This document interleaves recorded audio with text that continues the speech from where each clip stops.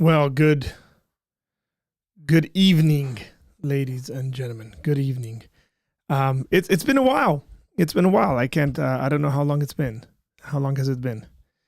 I don't know when the last video that we put out. We'll speak a little bit about that. Me being sort of out of town and then coming back to town and having some access to what's going on, but not a lot of access. Showing up and hearing all the stuff that's happening around the world and going, oh man, like, where do I start? What do I talk about? What do I not talk about? What would I have loved to talk about, but other people have talked about and done a pretty decent job at it, where I'm like, don't want to talk about it. So this is we're going to jump into it and maybe talk about various things. And if you guys specifically want me to address certain things that have been going on, I'd love to address it. So just throw it my way. If I'm aware of it and I'm familiar with it, then I will definitely address it. So drop your comments, say hello, hit the like button. We'd really appreciate that, because share the stream out. We haven't been on. And usually when you're not posting on YouTube, kind of takes a hit on your viewers. And for some reason, your viewers actually knowing you're on. This is also out of time and place in regards to, Mondays. Usually I will go on with my very good friend Tom, and then we will discuss various things. And I was hoping that Tom and I would be addressing some of the politics, because he's very engaged politically, but he couldn't do it today. And then so I thought long and hard and try to see when I can go on. And so here we are in the evening, going on again at a time. So I guess the big thing that probably we should be talking about is the situation with Iran. I think I do have a fresh take. Here's the thing I've been doing that I don't think other people have been doing. I've been watching people's reaction to what's going on in Iran from Armenia, because Iran borders Armenia. And these things are having a very immediate impact on the country of Armenia and just in the region. But specifically, for example, there's a lot of people that have fled Iran and gone to Armenia. And I got friends on the ground that I'm talking to that are caring for people, folks that have, essentially are in border towns, staying there, trying to see what's going to happen. Some people obviously have gotten themselves into the capital. I also have extended family in Iran. So these things matter to me in many ways. It's not just politics that we're just talking about. It's individuals that we care about, my family cares about, that are on the ground, and then folks who aren't even involved in any of these things that could potentially get hurt. And so maybe I address subjects a bit differently than I think other people do, maybe in this dry sort of atmosphere, you can say, sitting far afar, sitting far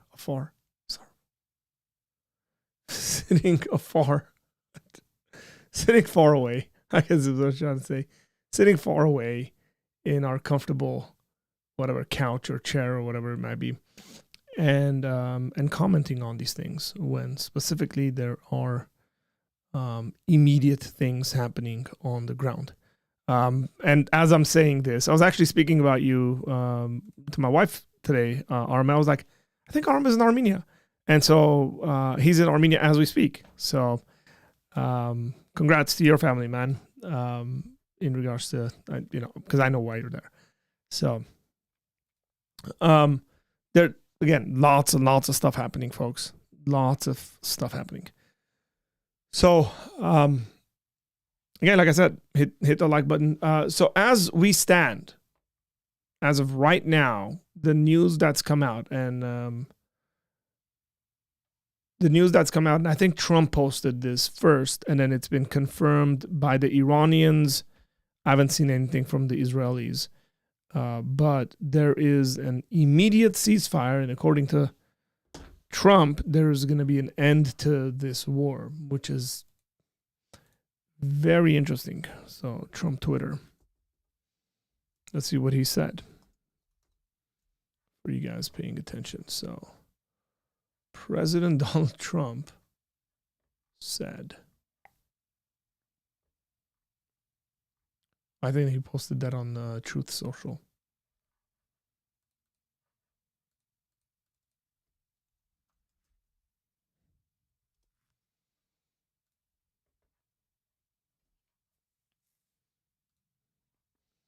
Truth Social looks exactly like Twitter. I'm just dead.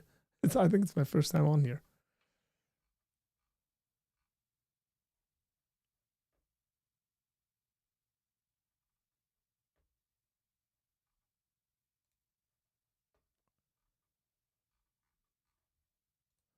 Gotta learn how to navigate this. 5 hours ago, Donald Trump posted this. Congratulations, world. It's time for peace. Okay. So here's the post 3 hours ago. This is the longer one. This is the one I was looking for. So Trump says, congratulations to everyone. It has been fully agreed by and between Israel and Iran that there will be complete and total ceasefire. So now this is not a peace thing. This is not right. But you'll see he kind of clarifies this a little bit. So complete and total ceasefire in approximately 6 hours from now. So that's 3 hours ago. When Israel and Iran have wound down and completed their in progress final missions. So there's still going to be attacks on each other. They're happening. So for 12 hours, at which point the war will be considered ended. So he's saying ceasefire, but then he's saying the war will be ended. So not sure there a little bit.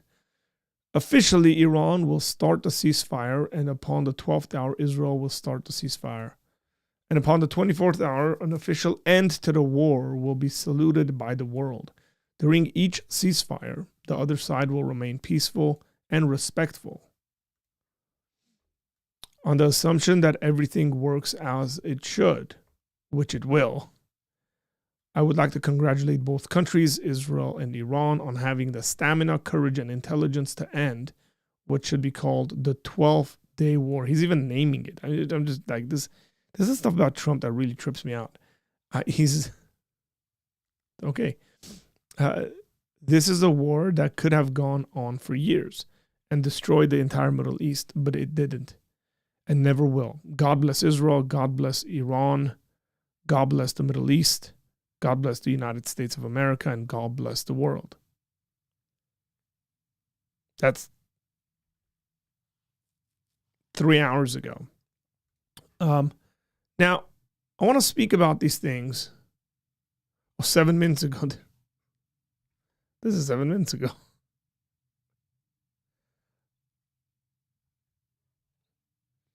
It would be very interesting to me. Okay, and then 7 minutes ago, again, peace through strength. I'm assuming he's not doing the editing on these things, but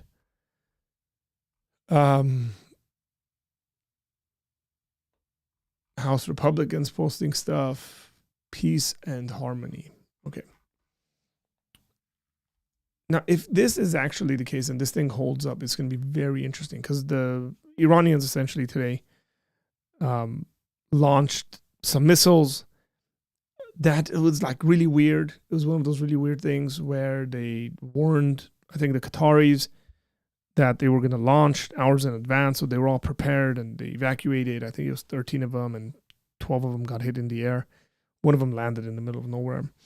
And you know, I've watched a lot of political commentators. I'm not a political commentator, guys, and I'll draw this stuff into like the Christian conversation, obviously. But basically, it was, hey, they had to do something to show that, you know, we're not chickening out or whatever like that, save face.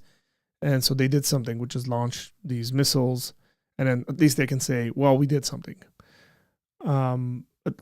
They launched it specifically at the United States military base.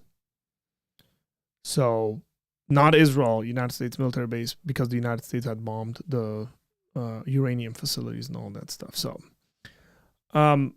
we'll speak about this because I think part of this conversation goes into, I thought about doing some kind of a review of that Ted Cruz conversation with Tucker Carlson. And the thing that irks me and bothers me a lot about American politicians, both politically and in regards to kind of their mentality. A number of people have done a really good job, so I recommend you guys check out Nate Sala's The Wise Disciple. He did a really brilliant reaction to that as well. So I'll comment on him, but I won't get into details as to analyzing him and all that stuff. There are a lot of Iranian converts to Christianity. Correct. And so like a part of me, in this whole situation, because I know there's so many Iranian converts to Christianity, I would love for, Iran to be free, for it to be a religiously free society, because I think that would be great for the cause of the gospel in Iran and people coming to know Jesus. And there's a lot of Iranians that know Jesus, and there's an underground church in Iran. So, and maybe the way that would happen is by, the way the system is in the government is for it to collapse. So yeah. Yo, what up, man? What's going on? This is a conversation I had with people who are anti-Israel. It's important to contextualize the Israel-Iran conflict as a war. Well, it is a war. Okay, anti-Israel. Okay. Without doing so, people say stuff like, oh, this I started just blasting and oversimplifying the situation. Yeah, I mean, sure. I would ask if you had a restful weekend, but I'm still resting, you could say. I'm still resting. Look, I've pretty clearly stated my views on Israel. I don't tend to be the typical evangelical, guy who immediately is for everything Israel does. I don't view Israel, I don't view the Jews in any way to be in covenant with God. I think that the old covenant has been done away with, and there's a new covenant, and they're not in a covenant. I'm open theologically to ideas about God maintaining and sustaining promises that, or you can say covenants, that he made with the ancestors, say Abraham. But again, there's multiple covenants here, so we got to be very careful. But I'm not one that says they're still the people of God in the sense of under the Mosaic covenant and they somehow have a relationship with God. If a Jewish person doesn't believe and follow Jesus Christ, then he is not in covenant with the God of Israel. He is in rebellion to the God of Israel. I will confidently and just openly state a very, very obvious Christian position on the matter. For those who might not know this, and this might be good news to them, I'd highly recommend they read the Bible, specifically the book of Romans. And if you want it more specific than that, then you might want to check out Romans chapters 9 to 11, which assumes that there's a new covenant and folks have been grafted in, and folks have been chopped off essentially, and they're more than welcome to be grafted back in if they were to repent and believe on their Messiah, the Lord Jesus Christ. It's very simple. It's not complicated for me at all, because the New Testament, I think, written by Jews, by, some folks who might like sit there and be like, that's some anti-Semitic sort of stuff. And my response would be, you realize the New Testament is written by Jews, inspired by the God of Israel, who's talking about a new covenant. And so if you're going to call some of that stuff anti-Semitic, which I think that word is getting misused a little bit here, but I do realize that there are people that are just genuinely, and because of the internet, we see these nuances not being observed, being anti-Semitic, like genuinely racist towards Jewish people. Look, I think I have a right to criticize the government of Iran. I think I have a right to criticize the government of the United States as a free citizen of these United States of America. And I think I definitely have the right to criticize the government of Israel for their actions, for whatever they might do. So for me, it's, or the government or Armenia, it doesn't matter. I have a right to criticize any government for actions that I might deem unethical, incorrect, from my perspective as a human being, from my perspective as a Christian. Again, not complicated. So when I see people like Ted Cruz, for example, so let me reflect on this Ted Cruz conversation with Tucker Carlson, where he goes, growing up in Sunday school, I'll tell you my first thoughts on these things. Are you guys with me? Come on, chat. Hit the like button. So, in this interview, he says, growing up in Sunday school, I was taught that, those who bless Israel will be blessed, and so on and so forth. And the immediate thought I had was, how old is Ted Cruz? Because, this is the question I ask everyone, right? Like, how old are you? Ted Cruz is 54 years old. And I like Ted Cruz. I actually voted for Ted Cruz in a Republican primary. And he said something like, he said, growing up in Sunday school. And then he went on to talk about how supposedly what the Bible teaches. And I said, no, I didn't say this, but I said, you're an old man. Now I will say, you're a 50-year-old man, and your reflection and thinking on this matter is what you learned in Sunday school. You guys understand what I'm trying to say here?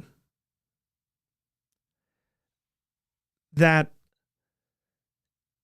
look, when you learn things as an 11-year-old, that's one thing. Like when you're learning theology as an 11-year-old, that's one thing. When you're learning theology as a 20-year-old, that's one thing. When you're learning theology as a 34, 40-year-old, that's a different thing. And as a 50-year-old man, and all you can reflect upon is what you learned in Sunday school growing up, kind of tells me you might not know this stuff as well as you come off to suggest to people that you do. Because, dude, I've heard. Let's speak about this very. He also went to Princeton and Harvard and has a JD degree. He's not a dumb guy. But when it comes to theology, you can be. The amount of stuff I've heard Sunday school teachers, and when I say Sunday school here, I'm speaking about specifically children's church, essentially. The amount of stuff I've heard come out of, like, my Sunday school teacher said this, and I'm like, why? What was your Sunday school teacher thinking, right? Like, that's the reality of the church. And this might be a challenge. Let me just challenge us a little bit. Can we actually try to bring into the education of our young people in our churches at a Sunday school level proper biblical doctrine, age appropriate, taught by competent individuals, and not just individuals who kind of have the time to do it or something? Or not even just like, hey, we got a bunch of moms here, let's have them do it. Because if we are treating your, say, pastoral ministry seriously, and you're talking about, ought to be able to teach and communicate doctrine and all this stuff, well, that ought to be the case when it comes to younger people as well, whether that's in youth ministry or whether that would be in children's ministry. So if you're a competent individual watching this, and there is opportunity in your church to serve in your children's ministry or your youth ministry, and you can communicate appropriately to those age groups, by the way, because you might be competent but not have the competency to communicate to young people. For example, I have a hard time communicating to junior high age kids. And so just like know what's up. But I would recommend, if you're a competent individual, don't think children's ministry is somehow beneath you. Just think of it this way. You might be the influential individual in Sunday school on someone like a Ted Cruz who will climb up in the politics of the United States. And hopefully you can be the kind of individual that influences them in such a way where they don't grow up and say stuff like, in Sunday school, I learned that, we should bless Israel. And if we bless Israel, then we're good to go. Like I want to be blessed. So therefore I'm going to bless Israel. That is an extremely elementary level answer coming from a 54-year-old man. And it's also out of context. It's also not what he says it is, among a bunch of other things. So clearly Sunday school teachers leave an impact, good or bad, on their students. Just a little segue into that. But I was thinking about this and I'm like, oh man, like this aspect of understanding covenants is important. This aspect of maybe the biblical Israel versus the modern Israel is important. This aspect of the gospel going out into the Gentile world is important. Romans 9-11 spoke about that a little bit. And because it impacts actual politics. Like these things impact the way you and I live our lives. These things impact. And I like Tucker Carlson said something in that interview where he said to Ted Cruz, he said, how many people live in Iran? He didn't know that. That's embarrassing. And Tucker was being cheeky, by the way, if you didn't catch on to that. And it was getting him caught off guard, right? But if I'm going to go into an interview, I might want to look up some data, especially if the conversation is that. And like you ought to know your stuff, especially if you're advocating an attack on that country or whatever. And this is in no defense of Iran, by the way. For those that might not know, my parents were born and raised in Iran.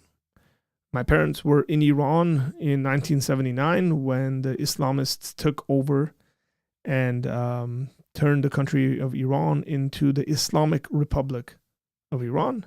My wife was born and raised in Iran and moved to the United States as a teenager.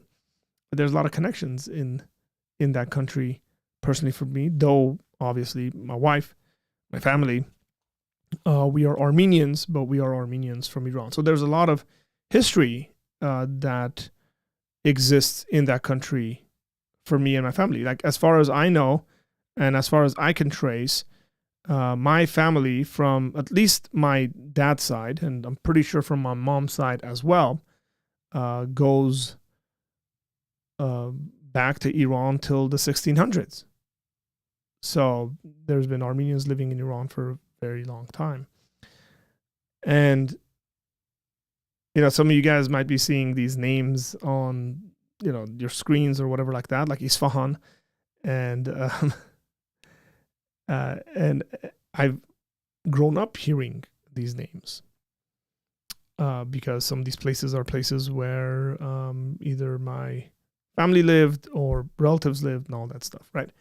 That reminds me of a hilarious video I saw. I'm gonna try to pull up this video. Give me a second. What is his name? Ali Khamenei. Reject.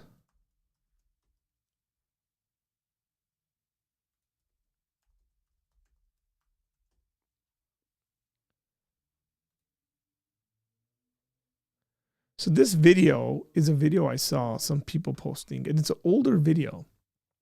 Okay, it's from 1989. Now, I've seen a lot of different major networks. Like this one is from Radio Free Europe, but I've seen the same exact video being posted from everywhere, like all across. Okay, now in this video, the current leader of Iran, the current Ayatollah of Iran, who took over after Khomeini. So there's these two guys have very similar names. Like Khomeini is the guy that led the downfall of the Shah. Khamenei is the current guy, and in this video he's being elected, and then he's rejecting his election.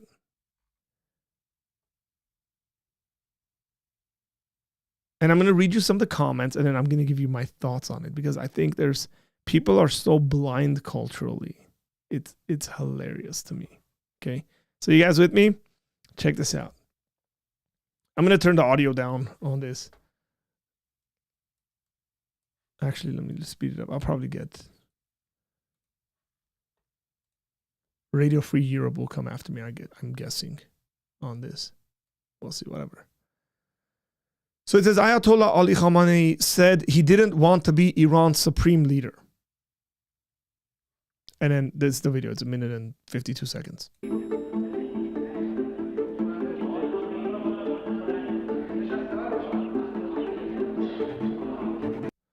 And he was elected only to a 1-year caretaker period. So he says, I truly do not deserve this position. Okay, this is comment. I truly do not deserve this position. I know it, and maybe the gentlemen know it too. Like the gentleman that he's speaking to know it too.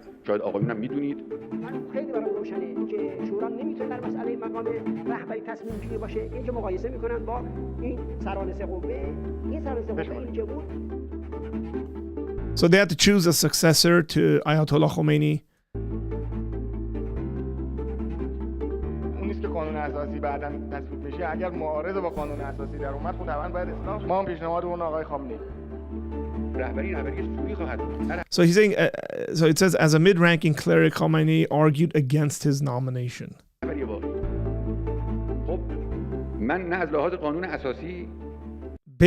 So these are the things that the current Ayatollah is saying in 1989. He says, based on the Constitution, I am not qualified for the job.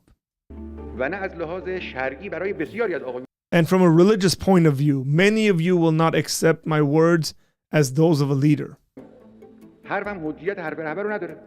What sort of leadership will this be?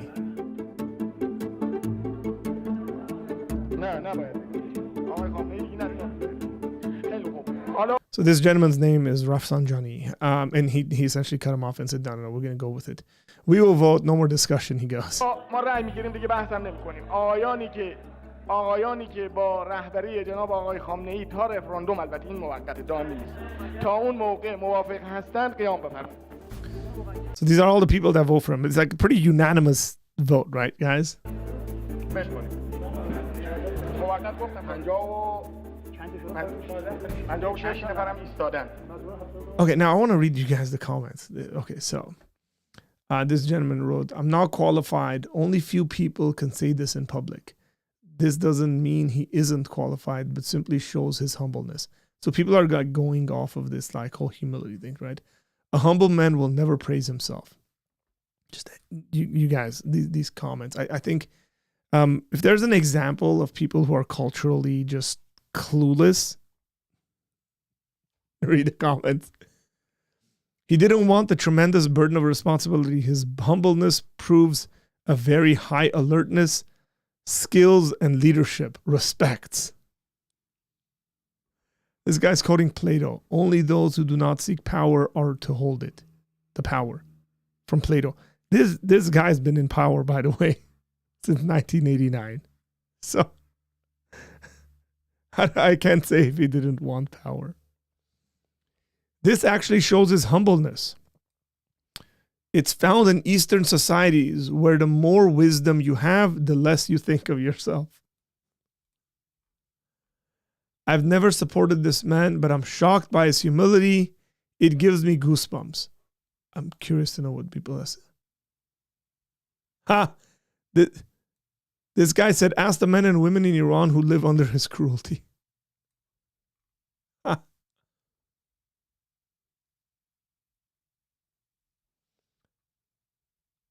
Look at this guy. I'm a Christian, but never saw a person so humble and down to earth. I want our leaders to be like that. Love from the UK. Please, Lord, no. You don't want your leaders to be like that. Like, what is wrong with you? Now, let me explain something about Iranian culture and Persian culture generally. It is commonly that there's this thing you're supposed to do in society, and it's just expected, and everybody knows about this, you guys, where you reject something.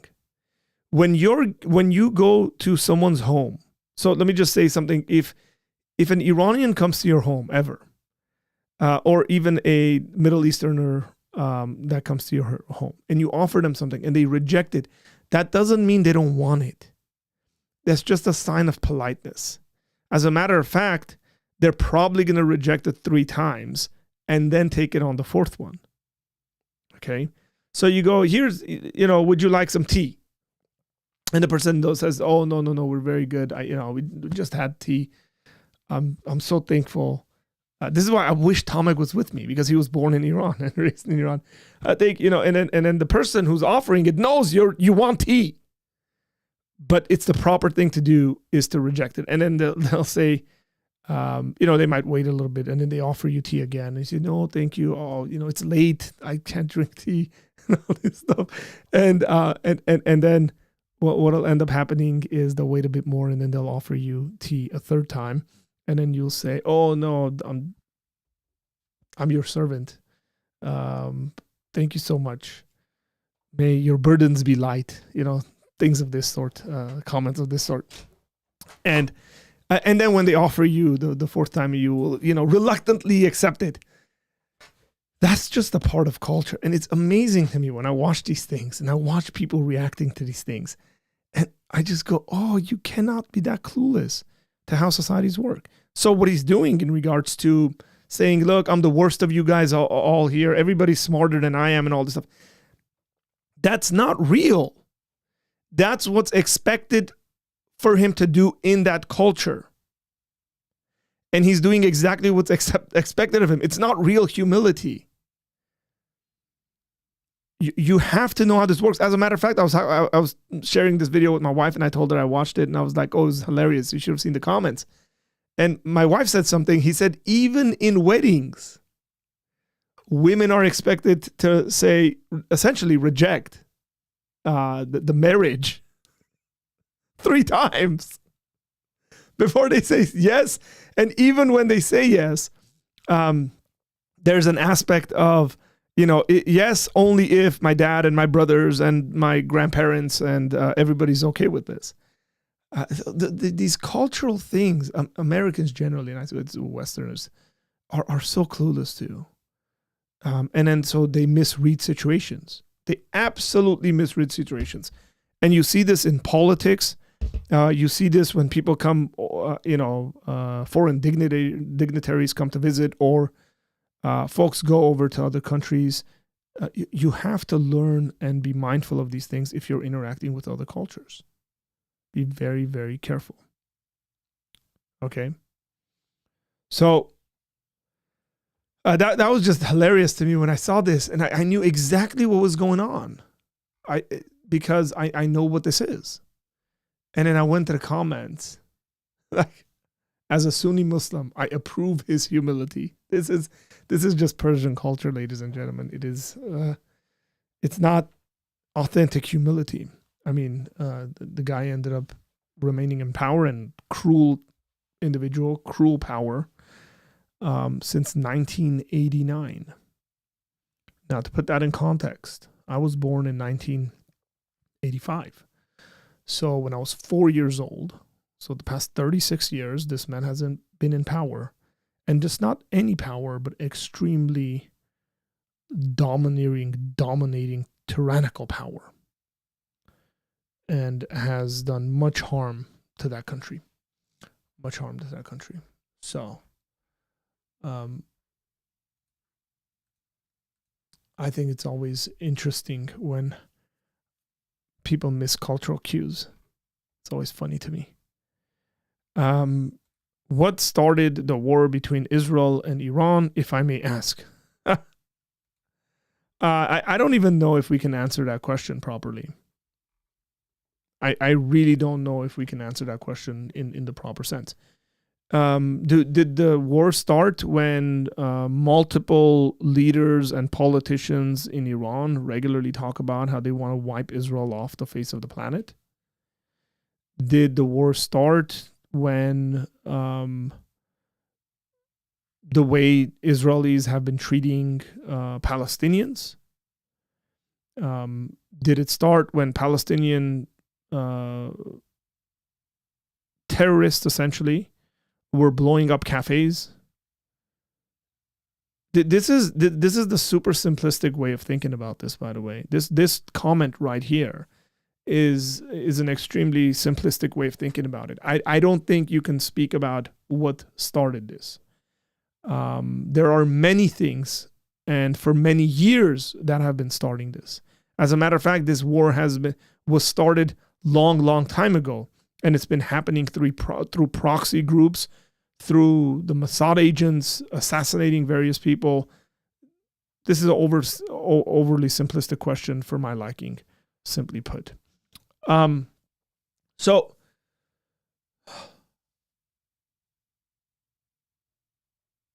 where should we go from here? Now, this again, I didn't have access to a lot of this information this past week because I was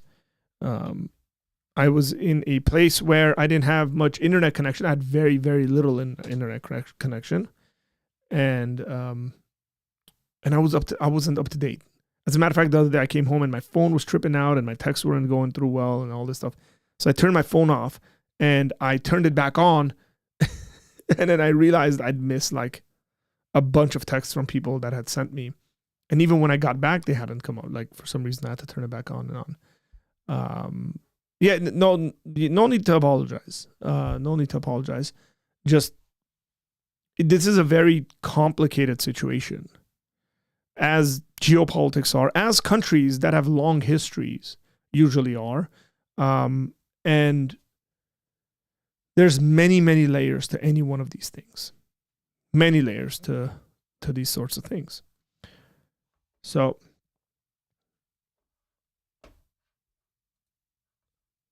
as of right now, like for example, I just refreshed my Twitter page, and TRT World, which is a Turkish network, has a video from 3 days ago. It says, Iran's wannabe king's love affair with Israel. They have a video on this, and they're talking about the Crown Prince of Iran, and he's had very good relations with Israel and Jewish people in general. Who his dad was the Shah, right? His dad was the one the Shah that was exiled and died in Egypt. And today he actually came out and made a statement that he would He's made these statements, but I think today he was like pretty clear about it. I think it was in France where he did this, where he came out and said he'd be willing to function as a temporary government. Not his intention, according to him, is not to go back and set up a monarchy and become the king in Iran, but to set up kind of a transitional government. And he called for people to join. And he has a lot of supporters. A lot of people want him, especially in the diaspora. A lot of people want him to become Shah, become king in Iran. So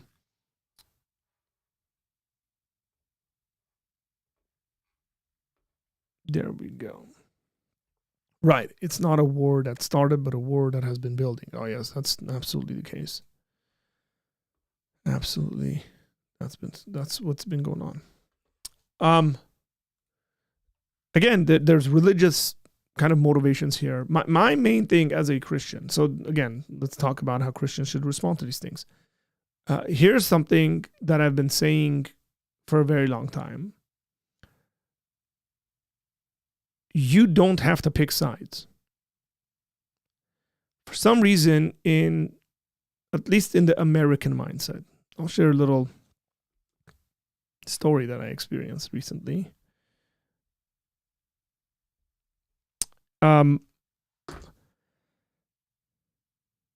There's this idea, there's this like expectation of sorts that whenever we see conflicts around the world and situations happening, somehow we have to pick to be on one side or the other. Like, as if there's always a good guy and a bad guy in every conflict. You guys, that's not true, number one. You can have two good guys fighting. That's a potentiality. You can have two bad guys fighting. You can also have a good guy and a bad guy fighting, right? So there's three options there. Just because there's a conflict doesn't mean there's a good guy and a bad guy in the situation. So you don't have to pick a side at all. The other thing as a Christian I really bugs me is that if you are a Christian, you have to do the following. Now, if the Bible doesn't very clearly teach whatever that following is that people might say, then I will call it into question. If what you're saying is a debated theological point, then I would say, be very careful when you say something like, if you are a Christian, you have to do the following on a debated theological point. You might say, in my opinion, because I hold to this view, if you're a Christian, you should hold it too, do the following. Or I think you should do it, but you should always leave room for Christians to say no. I don't hold to that view. I don't hold to that theological view, so therefore I'm not going to do the following. For example, the whole idea about Israel and the end of the world and, sort of dispensationalist interpretations of the final days. Folks who don't hold to that stuff don't need to support or do any one of those things. So, for example, I have no position on Israel, on whether people should support or oppose Israel. And I'm talking here about the state. I'm not talking about individual groups of people. For the same reason why I would tell people, hey, you don't have to necessarily have a position on supporting the nation of Armenia, because the nation of Armenia as a governmental system could make extremely foolish and incorrect decisions. For the same reason, I would say that you're that you don't have to support stuff that the United States does. Because we can and have had and probably will have government officials in the United States do stupid things. And to say, well, if you're a Christian and you love this country, you'd always support whomever the decision makers are. That doesn't make any sense to me.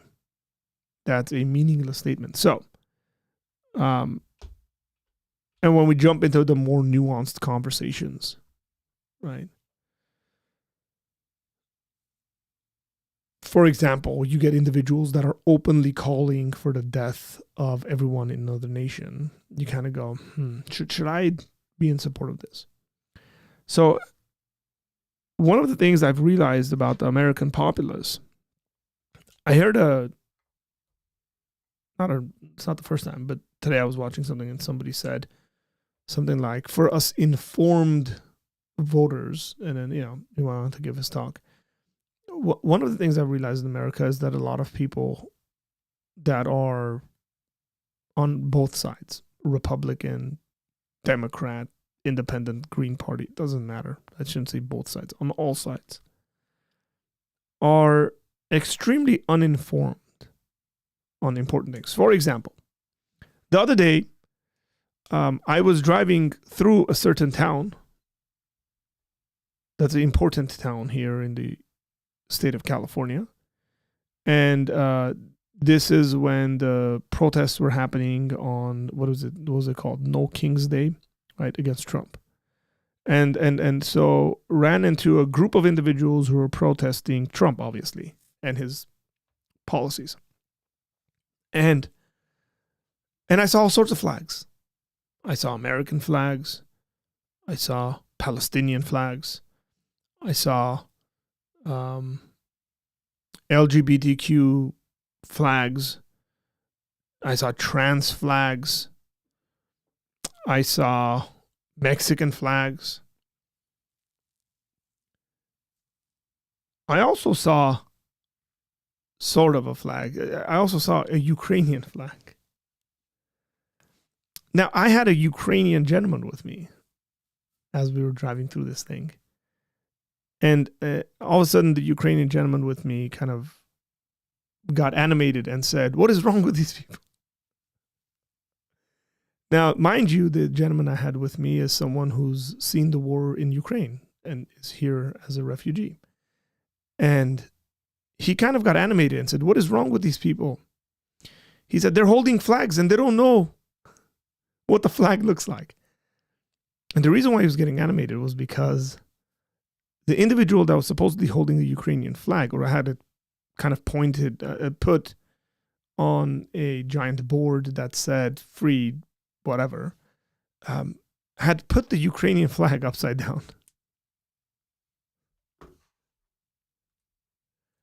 This is why I can't take a lot of these people seriously. Okay, so I'm going to show you a picture of the Ukrainian flag.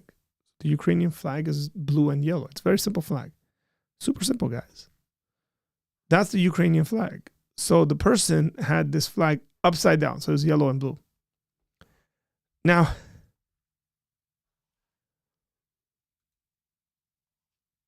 you're out protesting something. You might want to know a thing or two about what you are protesting against, what you're protesting for, who you're protesting for, where is that thing you're protesting for. Can you name any country bordering Ukraine other than Russia?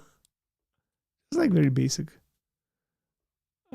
questions. And you might not be able to name all of them, but can you name a couple? The point I'm trying to make, guys, is that we ought to be informed. And as Christians, we definitely ought to be informed. And that we shouldn't fall victim. We should be informed both what's going on in regards to maybe the geopolitics of things. We should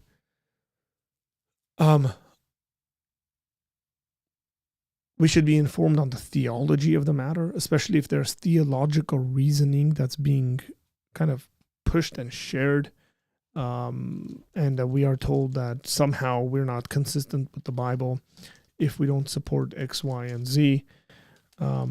These things matter. I just want there to be clarification when it comes to what it looks like for you and I, as if you are, now I am, as a United States citizen. And I think it's the best thing we can do for the United States, to be informed individuals about what and how our government does things. And now some things you might say, well, I don't know. I don't know what should be done in this situation because I don't have all the evidence sitting in front of me. So quite often it might make the case, and this is a epistemological kind of argument, you can also withhold judgment. Again, this is why I'm saying we don't have to take sides. Oh, I'm pro this, I'm pro that. Like, why did Trump have to, blow up these facilities? Now, the official information out there is that essentially the United States has the only bombs that could detonate in the ground, right? At that level where all these things were being manufactured and kept and all this stuff. Cool, then that might be true. But why now? Why not 5 years ago or 10 years ago or whatever like that? And we don't know what's sitting in front of the president. That's frankly the case. Maybe one day we will, but we don't. Maybe he had some information sitting in front of him that was like, oh man, if we don't make this decision, it's going to be really bad. So therefore he had to make that decision. And it's not just him making that decision. There's a lot of people involved. Now, let's try to put our biases aside a little bit here. And we might say, well, there's a lot of competent people in making decisions like that. Because these aren't simple decisions. And if somebody says, are you for it or against it? Your response might be, well, I don't know what to think about it. I don't have all the information in front of me. And somebody might not be very happy with you making a statement like that. But that statement is nonetheless a true one, a correct one.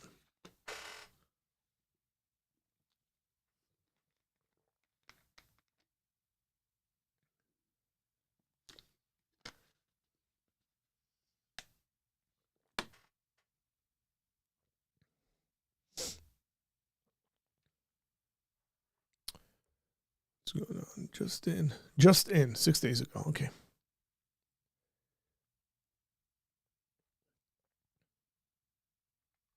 Any questions? Anything that you guys think might make sense to comment on?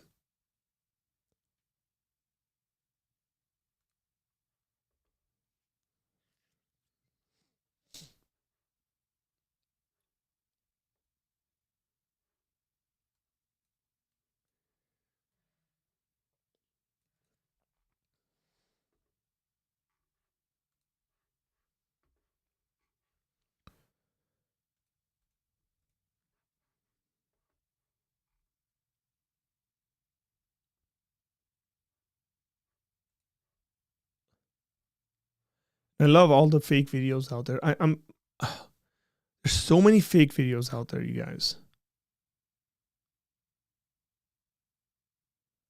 Right. So many fake videos.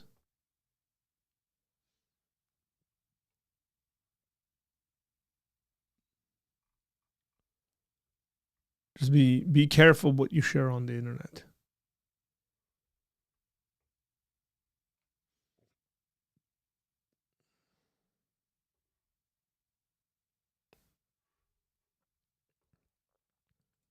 $3 a.m. here in the UK. Well, good morning. Good morning. The issue is the inconvenience. They initially didn't want to do a regime change, but now are considering it. Let me put it this way. I think the United States, regardless of political party, for a number of years now has been in favor of a regime change in Iran. Iran's regime is no good for the region. They're not very stable individuals. They don't treat their own populace. Look, if you get leaders in a country who aren't treating their own population with dignity and respect, they're probably not going to treat your population with dignity and respect. Seems like they're the ideological kind of fervor and the ideological kind of driving force of the regime in Iran is extremely dangerous. I don't know all the details of it, but I know some details about it. So why would they want a regime change now? Well, because the regime has been the weakest it's ever been. Because sort of like regime changes don't randomly just happen, right? Like now and I'm talking about there's multiple ways that regime changes can happen. One of the ways regime changes can happen is sort of the failed ways that we've seen happen. For example, in Iraq, in Afghanistan, in Afghanistan, where you go in there and you sort of try to force democracy on a group of people who ideologically are not convinced that democracy is a good thing to be had. And I think those ones are definitely doomed to fail. You can also have a regime change where the populace wants that regime change, which is sort of what happened in Iran in 1979, right? Basically, like, it doesn't seem like, from my kind of studies, it doesn't seem like everybody was very happy with the way the Shah was running the country, even though in comparison, he was liberalizing many things, but internally there was all these conflicts, right? He had conflicts, I think, with the religious kind of leaders. He had conflicts with some other political leaders. He's the king. He wants kind of that monarchy power, but things are advancing, whatever. But he was trying to advance Iran in various ways, modernize things. But there was a lot of complaints about his misuse of power. And what ended up happening, as a matter of fact, I read this the other day, and I don't know where I read it, but it seems like one of the things that the Shah did was send young people to foreign educational institutions in Europe and in in America to get educated and come back for the good of the country. Ironically, what ended up happening is all those individuals came back against the Shah. A lot of those young people got back to the country and they were against the power. Now, what might have happened in these foreign countries? Well, a lot of things. So I know for sure there was a pretty decent communist movement in Iran. So there's multiple movements happening in the country before the Shah was forced out, and then Khomeini obviously had his kind of religious backing and all that stuff, and then the consolidating and taking power and all that stuff. But the populace was ready. That's the point I was trying to make. Like, the populace was unhappy with the Shah, generally speaking. Unhappy enough. You had a segment of the population unhappy enough where they would have hit the streets and gotten rid of him. And regime changes like that can work. It's worked. I'm using this in a very practical sense. It's worked in Iran, right? They've kept that power in various ways. Now, the population of Iran seems to be ready for a regime change. I don't know what the percentages are, and I don't know whether there's a realistic way we can find out what the percentages are. My suspicion is we can't. We don't have a really good way of knowing how many percent of the population in Iran would want this regime to be gone. Now, I could ask ChatGPT this question, but the research, I don't think, right? Like, this ChatGPT is not God, doesn't know everything, but the research it draws upon it may be helpful. How many percent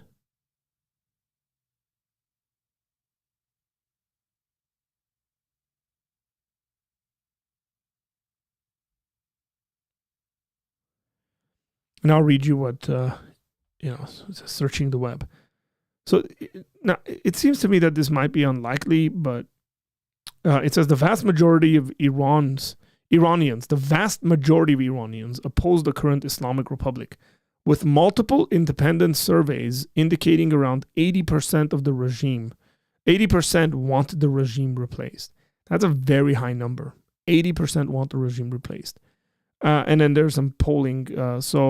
GAMAAN Institute, December of 2022, said 81% of respondents inside Iran said no to the Islamic Republic. 15% supported it and 4% were unsure. Among these, 60% favored regime change versus only 11% backing the current system. That's still very high, right? So there's a broader finding. In December 2023, the same organization again found 81% opposed the regime and only 15% in favor. In January and February of 2024, the Gaman surveyed said 75% would vote no to keep the Islamic Republic, 16% yes, 9% unsure. So some kind of a change between, those 2-3 years. A February 2024 state-run anonymous poll reported 73% wanted a secular government, a strong proxy for rejecting the current theocratic system. Okay, so according to what ChatGPT is saying and these things, about 10 to 15% seem to be wanting the current system to stay. Even if we were to be super generous with those numbers, suppose the numbers were, instead of 15%, 30%. And you're getting 70% of the population wanting the regime to be gone. It seems to be the most ideal situation. And you might want to say something like, well, why wasn't this the case 15 years ago or 20 years ago? Well, pretty simply because it's a brand new generation of folks that have grown up, that have access to the world, that have access to the internet. In various ways, people in Iran have access to the internet, satellite dishes and all this stuff. And they're kind of looking to the outside world. Most young people in Iran, and this is all on anecdotal stuff, like people I've met. Okay. I don't know, let's say 18 to like 35, 40-year-olds. Specifically individuals maybe who were raised under the Islamic Republic, are extremely liberal individuals. When I say liberal, I mean like no religion. A good amount are probably atheists. Part of the reason why Christianity is growing in Iran is because there's such a dissatisfaction and resentment against Islam because of what the regime has done. It's kind of backfired, where you're getting a population of individuals who are either of no religion or extremely nominal Muslims. I'd say maybe a vast majority of the younger population is nominal Muslims in Iran. There's definitely people who've become Christians, and then there's a lot of people that are atheists or agnostic. And so when you look at it, you might say, this might be the perfect time. You might not have a time like this again, where it has that kind of a setup for a regime change. So, but in my opinion, the best way you can actually have a regime change is if the people in that country ask for a regime change and hit the streets. And Iranians have been doing that for the past 4 or 5 years. Multiple people have been murdered. Multiple people have been jailed and are in jail currently, rotting away somewhere. There was a pretty decent movement. What was it? When was I? Armenia? 2020, there was some stuff going on there. 2022 or 3, with the killing of I'm forgetting her name, but her last name was Amini. Masa Amini, is that her name? There was a whole movement.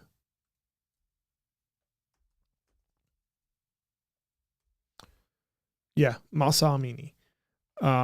And the government and the secret police really came down on folks hitting the street and going after. So it's been brewing, man. These things internally in Iran have been brewing for some time now. So yeah, so although the protests have not been as deadly as those in 2019, okay, so this is right before COVID, there was a bunch of stuff happening. So according to Wikipedia, check this out. According to Wikipedia, it says, these are the Masa Amini protests in Iran. Although the protests have not been as deadly as those in 2019, when more than 1,500 people were killed, they have been nationwide and spread across social classes, universities, and streets, and school. At least 551 people, including 68 minors, have been killed as a result of the government's intervention in the protests. As of September, hey, I got my dates pretty right. That was pretty cool. September 15, 2023. Okay, so before February 2020, when most were pardoned, an estimated 19,000 were arrested. 19,000 people were arrested across at least 134 cities and towns and 132 universities. So this is a pretty young-led movement, right? And that's not even, like, there's probably individuals that are not being reported that the government takes and makes them disappear. That's definitely something that's happened over the years and as well. So how do we respond to this, I guess, as Christians, is something that we should be thinking about and talking about. Well, one of the ways you can do that is pray. Specifically, I'd say it's completely fine to pray that there is a regime change in Iran without war. I know that seems unlikely, but it could happen, where the people internally might just rise up and say, nope, we don't want this. Pray for wisdom for individuals in power. Specifically, if you're in America, pray for individuals in power in the United States, for them to have wisdom in the way they move and do all these things.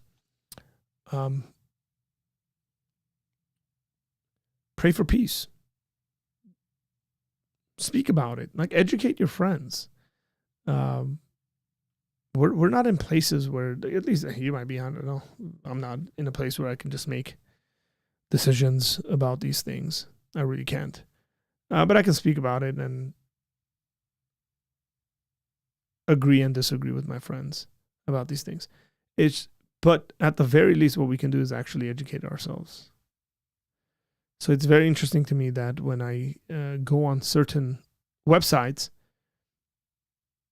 and I don't know whether this is the algorithm or what it is. I have no idea, where I'll just see like pro one side. It's pretty suspect when I'm like, everyone I'm reading is against America. It's so weird. Right? Or against Israel. That's been my experience, and your experience might be like everywhere you're reading is against Iran or something like that. And I would say, I don't think we're being fed this sort of stuff, but maybe I'm reading the opposition side too much, where the algorithm keeps feeding me that stuff. It keeps feeding me the opposition information. So, but what we shouldn't do, I think it's probably easier for me to say what we shouldn't do. What we shouldn't do is blindly support, whether it's our government, whether it is any foreign government, whether it's Iran, whether it is Israel. Like, don't blindly support any one of these people. Do they have the mind of Christ and the heart of Christ? Are there explanations what the Bible actually teaches, says? Is it not? Are you being used? That stuff matters. And I think it was pretty obviously the case, at least in my mind, that the whole conversation with Ted Cruz and Tucker Carlson showed how inarticulate and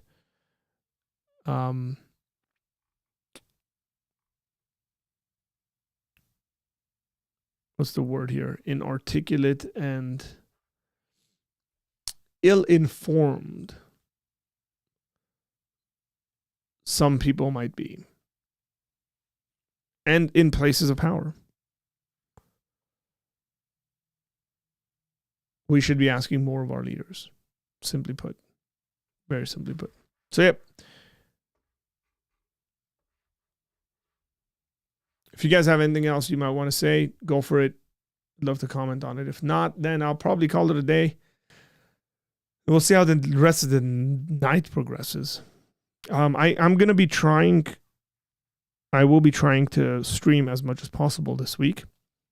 I have a feeling I will stream almost every day, just because last week I couldn't, and then also because my kids are on soccer break, so I have some more wiggle room and free time to be streaming. So, hey, what's up, Narek? How you doing, man? I saw him and I'm like, I wonder if there's a text.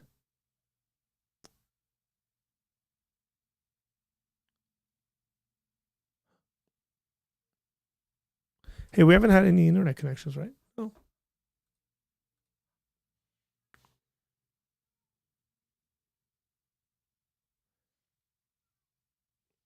Nice.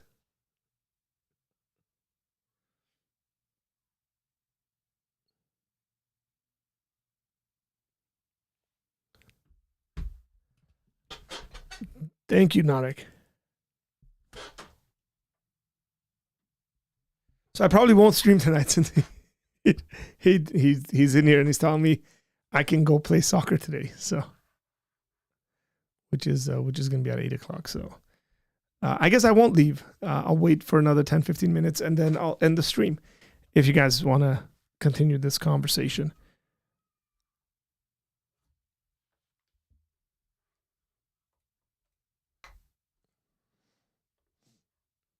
And then I can go exercise and I'll see you guys.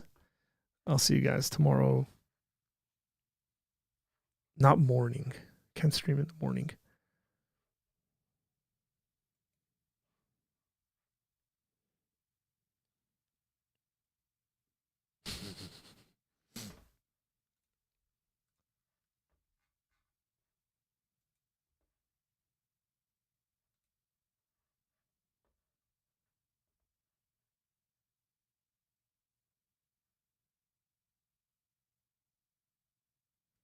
Sorry, I'm getting some news coming in here.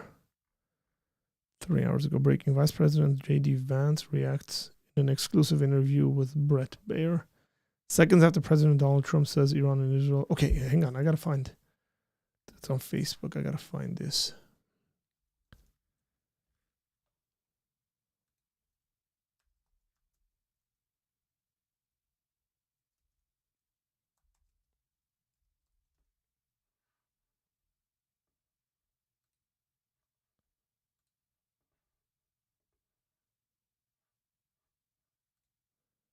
Three hours ago. About what happened with Iran in the Middle East, social and type. Absolutely, thank you. Okay, I'm gonna bring this up.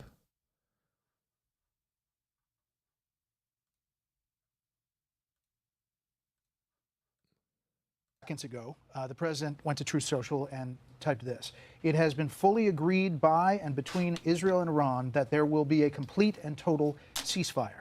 Complete and total ceasefire is what he typed. Yep. What does that mean? How did it come about? What's the development here? Well, we were actually working on that just as I left the White House to come over here. So that's good news that the president was able to get that across the finish line. I think what it means, Brett, is quite simple. First of all, the president, without, knock on wood, having a single American casualty, obliterated the Iranian nuclear program. We are now in a place where we weren't a week ago. A week ago, Iran was very close to having a nuclear weapon. Now, Iran is incapable of building a nuclear weapon with the equipment they have because we destroyed it. So that's a very, very big thing. Now, what that means, I think, is we have to talk to Iran and, of course, to Israel about what the future holds. Because while we have obliterated the Iranian nuclear program, our hope and our expectation is that they're not going to try to rebuild that program. And I think that's what the president is really trying to figure out here, is to build a long-term settlement here to where we can have peace in the region, where our regional allies and, of course, the American people, most importantly, can be secured, but where we can ensure that the destruction of the Iranian nuclear program that has already happened is not something they try to rebuild. I want to get to the obliterated part in just a minute, but I just want to read this fully so I get the context here. Congratulations to everyone. It has been fully agreed by and between Israel and Iran that there will be a complete and total ceasefire in approximately 6 hours from now, when Israel and Iran have wound down and completed their in-progress final missions for 12 hours, at which point, the ceasefire for 12 hours, at which point the war will be considered ended.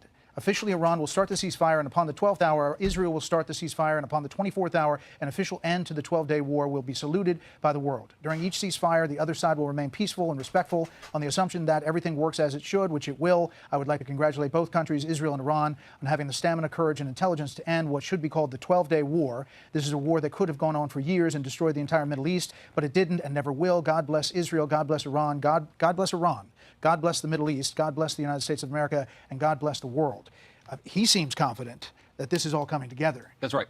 And when you left the White House, were you thinking this was all gelling here? When I left the White House, I thought that we might be able to get it across the finish line before this broadcast, and it looks like the president has been able to do that. I mean, look, he's been working the phones constantly. Frankly, before the 12-day war started, but certainly over the past 12 days, the president's been extremely clear about their PR America's machine is killing it, huh? It is to create a world where Iran cannot build a nuclear weapon. We, of course, destroyed the nuclear program that they had, and the president told the entire team, we're going to work to make sure that they don't try to rebuild. Like, get Vance in front of a camera.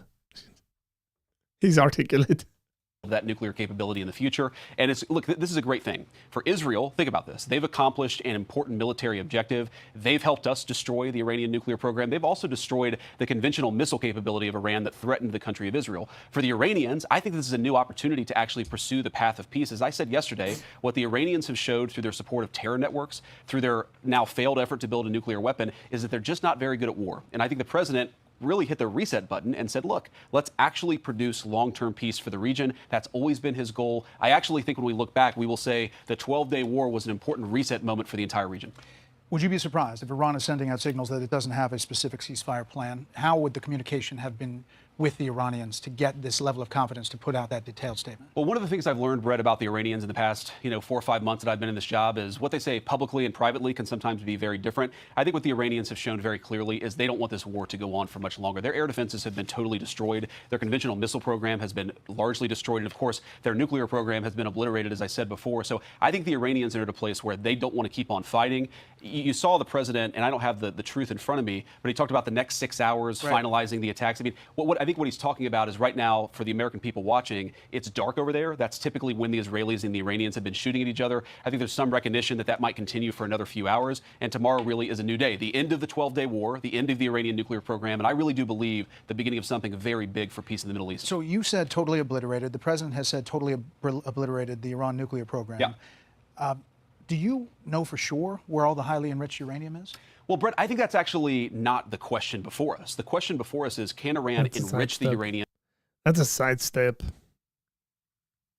To a weapons grade level, and can they convert that fuel to a nuclear weapon? And we know, based on the success of our mission, of course, the leadership of the president, but the incredible skill of our military, that the two mission objectives are completely successful. We know that they cannot build a nuclear weapon. Now, you asked about the highly enriched uranium. Yeah, like 900 pounds of it. But what we know, Brett, is that uranium is something that exists in very large supply. Our goal was to bury the uranium, and I do think the uranium is buried, but our goal was to eliminate the enrichment and eliminate their ability to convert that enriched fuel into a nuclear weapon. I think that's an important point, Brett, because so many of the folks who have focused on the highly enriched uranium, sure, 60%. The main focus, Brett, has been to destroy their enrichment capacity, because we don't want that 60% uranium to become 90% uranium. That's the real concern, and that's what was so successful about our mission. So after all this, if the Iranian government survives as is, what's to stop it from rebuilding over time if they in fact moved the 60% highly enriched uranium? You know, that's the concern. No, the big concern, Brett, and this is again what we destroyed, is their ability to enrich uranium. If they have 60% enriched uranium, but they don't have the ability to enrich it to 90%, and further, they don't have the ability to convert that to a nuclear weapon, that is mission success. That is the obliteration of their nuclear program, which is why the president, I think, rightly is using that term. But here's the question. If Iran is desperate to build a nuclear weapon in the future... Is it so difficult for Americans to not say Iran or Iraq? Like, you don't have to pronounce the I. Like, please. Iran. What? Why is that so difficult? Someone please out there explain this to me. Like, it's Iraq. It's Iran. I don't know, man. We're going to have to deal with a very, very powerful American military again. Our hope is that the lesson that the Iranians have learned here is, look, we can fly a bunker buster bomb from Missouri to Iran completely undetected without landing once on the ground, and we can destroy whatever nuclear capacity you build up. I think that lesson is what's going to teach them not to rebuild their nuclear capacity. Yesterday, were you speaking on the president's behalf when you said he was not interested in regime change? Well, Brett, what I've said is the American military, that is not our mission, as regime change. Our mission was to destroy the nuclear facilities and the nuclear program of Iran, which we, of course, did. I think what the president's also said is that the Iranian people want to make a decision about regime change. That's between the Iranian people and the regime. Of course, we support freedom fighters all around the world, but our mission was to destroy the nuclear facilities, and that's what we did. So you don't think there's any mixed message when he goes to Truth Social and says it's not politically correct to use the term regime change, but if the current Iranian regime is unable to make Iran great again, why wouldn't there be a regime change? Miga. Well, I think what the president is saying very clearly, Brett, is if the Iranian... He said make Iran great again. Again, why wouldn't there be a regime change? I hadn't seen this. This is golden.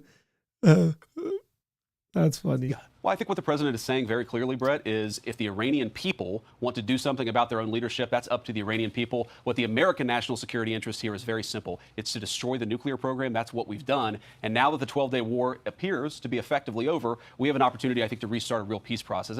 And Brett, this is not just about two countries, Iran and Israel. All of these Gulf Arab states, they want peace. They want to invest. They want to build artificial intelligence hardware. They want to sort of come into the new economy. And that was impossible when you had Iran that was, as the president said, acting like a bully across the Middle East. We really think that if the Iranians are smart about the path forward, this could be a new dawn of an economic age of prosperity, of course, for our Gulf Arab allies, for us, for the Israelis, for everybody. But it's going to require the Iranians play it smart from here. The president called it very weak, the Iran missile firing on the U.S. base in Qatar, El Udeid.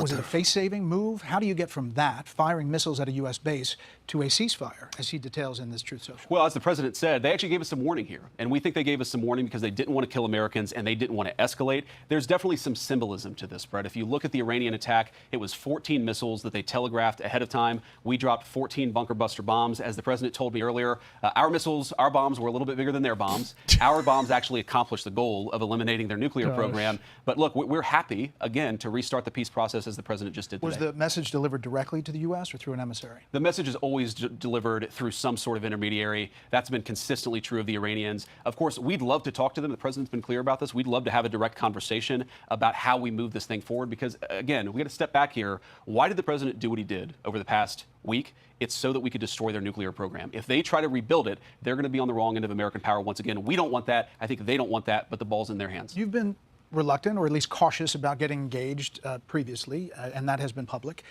What made you sign on to this action this time? Well, I think the president has been very clear, and I've always agreed with the president, that Iran can't have a nuclear weapon. And you try to run the diplomatic process as much as you possibly can. When the president decided that wasn't going to work, he took the action that he had to take. Now we're in a new phase. That action was successful. We had a wildly successful military operation to take out their nuclear program. Now let's go on to the next phase. And I think the president, look, sometimes he's willing to use peace. Sometimes he's willing to use the military. I think it really depends on what the Iranians do from here. And what do you think they do from here?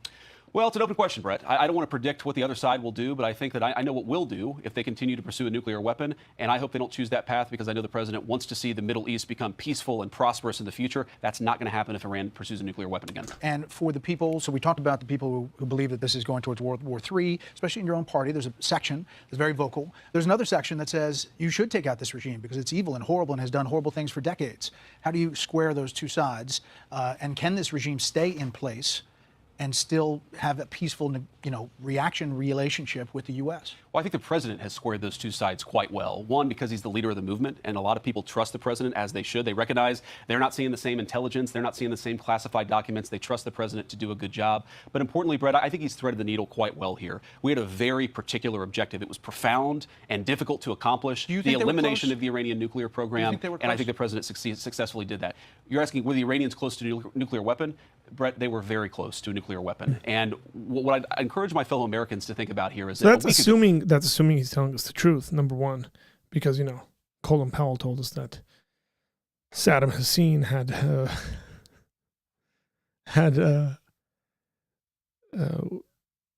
weapons of mass destruction. But also it could be that he has information in front of him that obviously you and I don't have. If he says they were close, unless, further information comes out and it's like, no, they weren't close.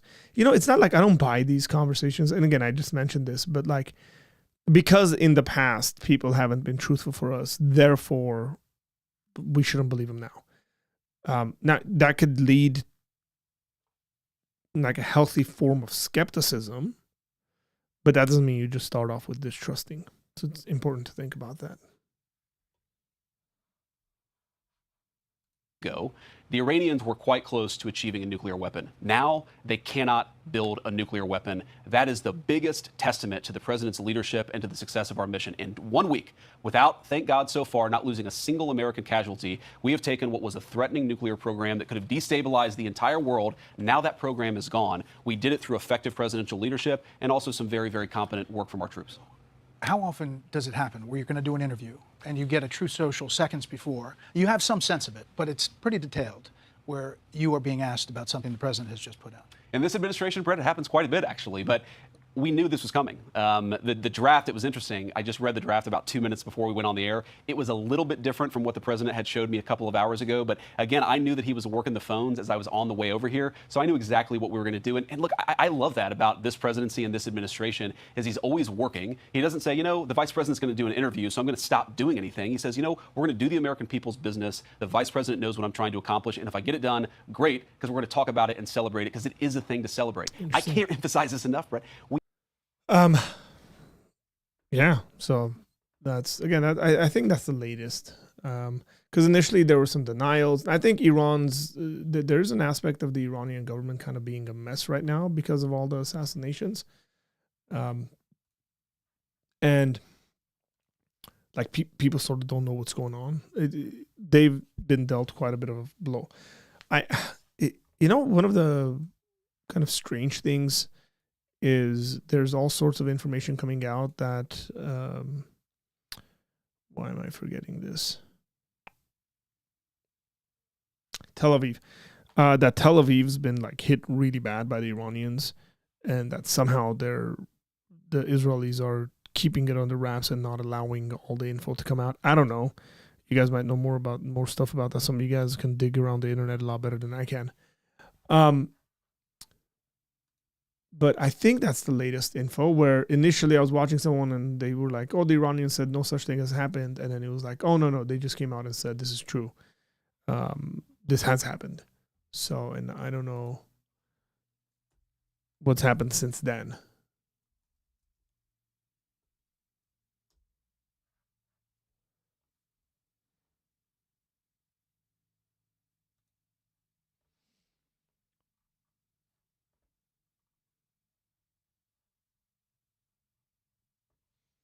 Five minutes ago, CNN, siren sound.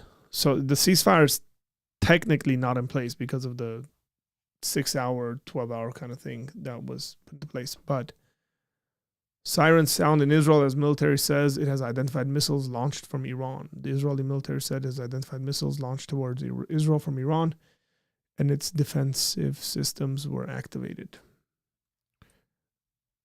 It is now shortly before 6 a.m. in Iran. 32 minutes ago, Iran's foreign minister hints that hostilities may have ended. He doesn't even straight up say it. He's like, maybe.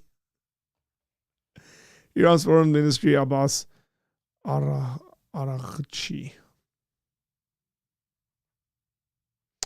thanked Iran's armed forces and said military operations against Israel's continued until the very last minute, hinting that hostility may have ended. Interesting. Okay, earlier said it would halt its military responses. I don't know. Yeah, it's very hard to know who's in power in Iran right now.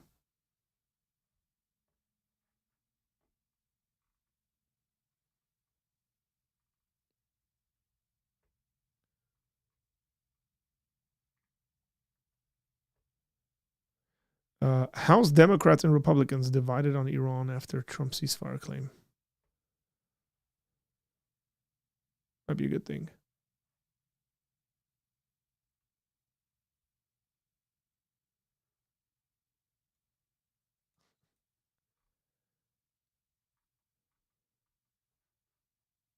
So yeah, this is the one I was referring to. So Iranian foreign minister says there is no currently agreement.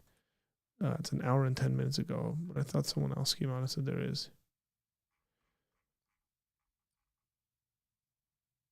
We will see, ladies and gentlemen. We will see.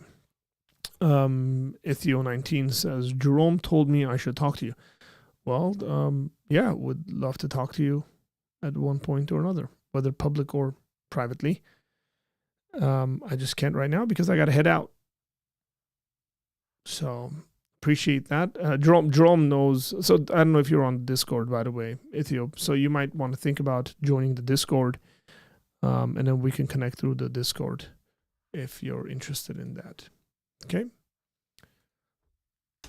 Okay, ladies and gentlemen, we'll call this a day or a night. I'll see you. Hopefully, I will see you guys tomorrow at some point during the midday to in the afternoon, sometime in the afternoon, either early or late afternoon, but sometime in the afternoon. So with all that said, God bless you guys, and I will see you later. Take care.